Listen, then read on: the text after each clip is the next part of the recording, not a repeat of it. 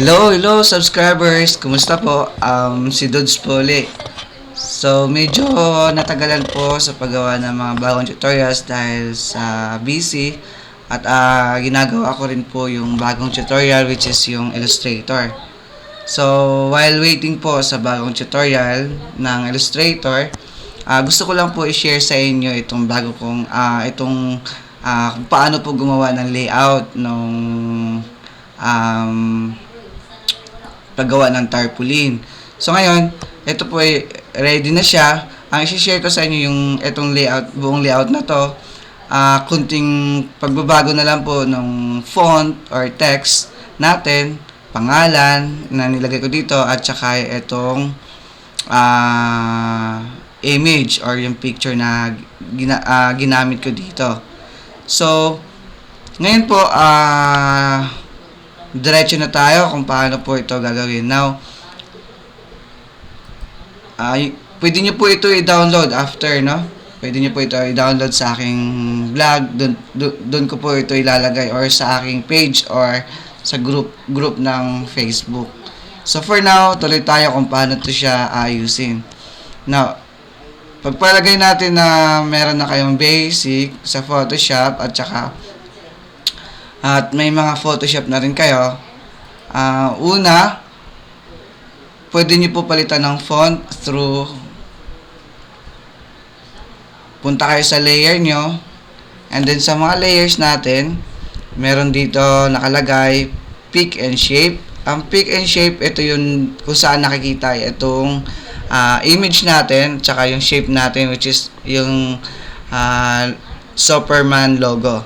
Now, next na layer natin is yung from mama and papa na nandito sa baba. Pwede po natin yung dagdagan mamaya. Next is yung happy 3rd birthday. Pwede po natin palitan yung font, pati yung number, no? And then, ang pangalan din po, pwede natin palitan. Now, nilak ko na dito yung nilak ko na po itong background natin para steady na siya. Kung sakaling i-edit kayo, hindi siya magalaw. So, eto na po.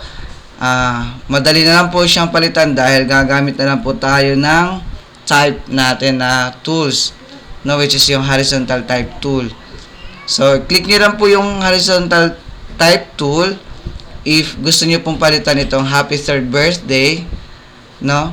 Click nyo lang po dito. Ayan. Papansin nyo may pagbabago. Halimbawa, pagpalagay natin first birthday or second, 2, and yan, happy 2nd birthday. Check nyo lang. And then if hindi kayo kontento doon sa font nya, pwede nyo siyang i-select ang layer. Halimbawa, select ang layer, and then type nyo itong, i-click nyo itong type tool natin. Then punta kayo dito sa option bar natin. Ayan, option bar, if marami kayong na-install na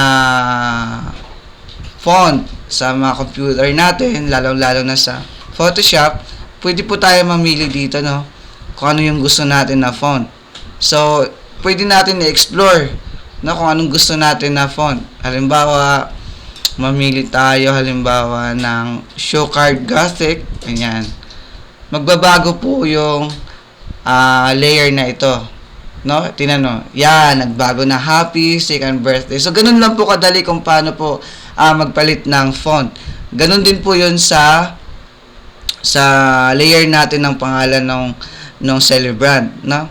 Mamili tayo ng font. Punta kayo, click nyo yung type tool, punta kayo sa option bar at piliin nyo lang po ang gusto ninyo na font. So, ganun lang po kadali itong layout na ginawa ko. Wala na po kayong isipin, no? So, ganun lang po siya. So, pwede nyo pong palitan. So, lahat po ito is editable. Tapos, next is itong medyo complicated. Medyo hindi naman siya complicated kung may basic na talaga. Ganito lang kadali magpalit ng picture. Halimbawa, itong folder na pick and shape, ito yung pick ko. Halimbawa, magbubukas tayo ng papalitan natin ng picture yan. Halimbawa, pwede nyo i-off lang yan. Ayan, naka-off na yan. So, ang natitira is yung shape natin. So, paano siya gagawin, no? Para nasa ilalim siya. Actually, naituro ko na nito sa ibang videos ko. Pero dito, i-detail ko kung paano siya gawin para hindi kayo mahirapan. No? Open nyo lang. Halimbawa ng, ayan, itong Shutterstock 1. Open natin. Halimbawa, nakapagbukas na ako. Nandito na siya. In-edit ko na yan. Kinrap ko na siya. Tapos, dinala ko na siya sa layer natin dito. Na kung nagtataka kayo, nandito yung layer icon ko, pwede yung iba nandito yan sa default. So, dito ko lang nilagay. Now, from the original pic, ayan siya. Dinala ko na siya dito. Kung napansin nyo may arrow na nakababa, yan po yung ginawa natin na para may pasok yung image dito sa shape natin. Now, this image is pwede natin yung i-adjust. No? Oops, mali. Tuloy tayo. Naka-layer kasi, naka-folder kasi tayo. Gamit natin yung arrow keys natin sa keyboard natin para ma-adjust natin siya. Yan. Left and right, up and down. So, paano po siya gagawin? Through Alt natin. Alt by pressing our Alt key sa keyboard natin. Ayan. Halimbawa, i-close natin to. Dalhin natin to siya. Control A, copy, or you can drag this one sa Superman type natin. And then, tawag nito.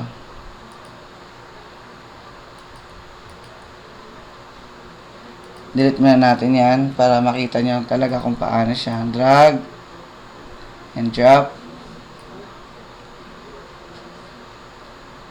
Ayan siya. So, nag-automatic siya, no? I-ungroup natin yung layers para yan. Delete natin yan para ano. So, pagpalagay natin na wala pa itong yung image, no? Drag natin. Actually, pwede niya rin i-place, no? I-place ang so, ganito po ang magiging itsura niya pag hindi natin ginamit itong feature. Yan, ganyan. By pressing our Alt keys. Tapos, sa gitna niyan, may makikita tayong downside na arrow.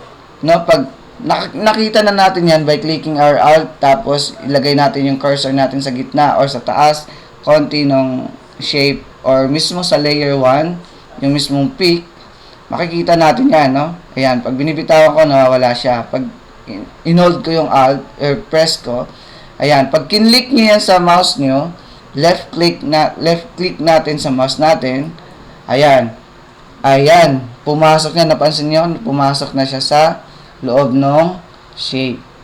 Ayan na siya ngayon. Now, pwede nyo siyang i-adjust, pwede nyo siyang i-transform, by Control T, yan, pwede na natin siyang i-transform. Ayan, kung gusto nyo palakihan or paliitin yung image nyo. So, ganun lang po kadali kung paano po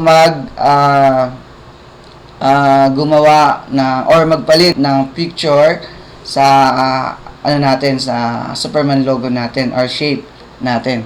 So, ang gagawin ko ngayon is i-control ko yung dalawa, tapos i-group ko sila by Control G. Tapos lalagyan ko ng pick and ano sana yun? And shape. So, ayan. Gawa na po ang layout natin ng tarpaulin. So,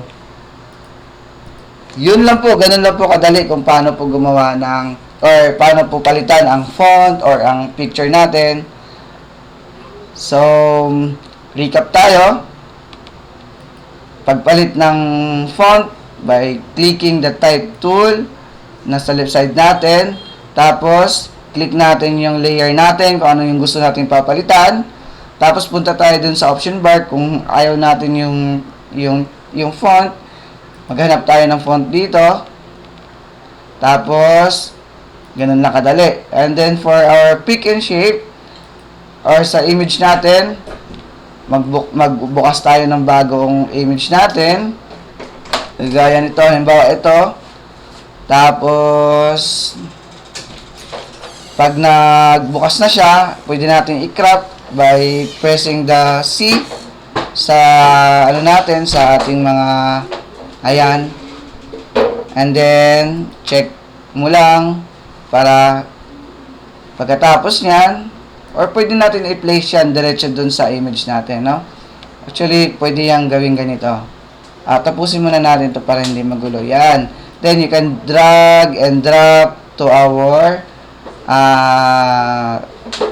template. Yan. Ayan. Now, paano ang gagawin natin para siya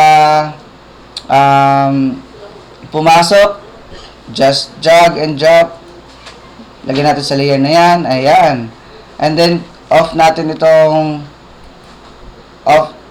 off natin yung layer 1. Ayan na si layer 2 ngayon. Mali. Naka-folder tayo. Pag naka-folder tayo, pag dinrag natin yan, madadala lahat. So, ang gagamitin natin ay yung arrow case natin, no? Arrow up, left, and down, yun yung gagamitin natin para ma-move natin. Kung ayaw nyo naman ng ganon, mabagal, pwede natin ungroup yung layer natin before natin para mabilis yung trabaho natin. So, ganun lang po kadali. Now, yung pag-place ng ituturo ko sa inyo, place, ayan, place. Para hindi na tayo pupunta dun sa, hindi na tayo magka-crop, hindi na tayo So, placing is, pwede rin po siyang gawin. At, mas madali po siya. Yan, automatic, nandyan na po siya. So, smart object po yan. Ayan na siya. So, ganun lang po kadali. Tapos, ilagay natin sa ilalim siya. Pwede natin i-off yan. Yung layer to para makita nyo. So, this is number 5. Ibaba natin. Ayan na siya. Automatic na tapos, arrow keys natin. Ayan, sure tayo na gagalaw yan dahil ang naselect natin na layer is yung layer 5. So, aware tayo dun sa mga layer natin na selection para pag nagtataka tayo ba't hindi gumagalaw or hindi man lang nag-move na instead na siya yung gusto natin na i-select dahil mali yung selection layer natin or yung layer na na-select natin. So, I hope na may natutunan kayo sa bagong tutorial, yung or yung layout na to. Pwede nyo po i-download sa aking vlog at doon ko po siya ilalagay. Then, you can ask sa YouTube, mag-iwan kayo ng message if may mga tanong pa kayo kung ano pa ang gusto nyong mangyari sa layout natin. So, hanggang sa muli po na pag-aaral natin or hanggang sa susunod na layout, gagawa pa po ako ng more layouts para makatulong po sa inyo na hindi na kayo gagawa or magpapagawa ng layout dahil alam ko na may bayad din po ang pagpapagawa ng layout. So, if may mga request kayo about layouts, pwede nyo pong mag-iwan ng message. So, hanggang sa muli po at hanggang sa muli na pag-aaral at maraming salamat. Huwag po kalimutan na mag-subscribe, mag-like at i-share po at nang makatulong naman po. So, hanggang sa muli, God bless you all.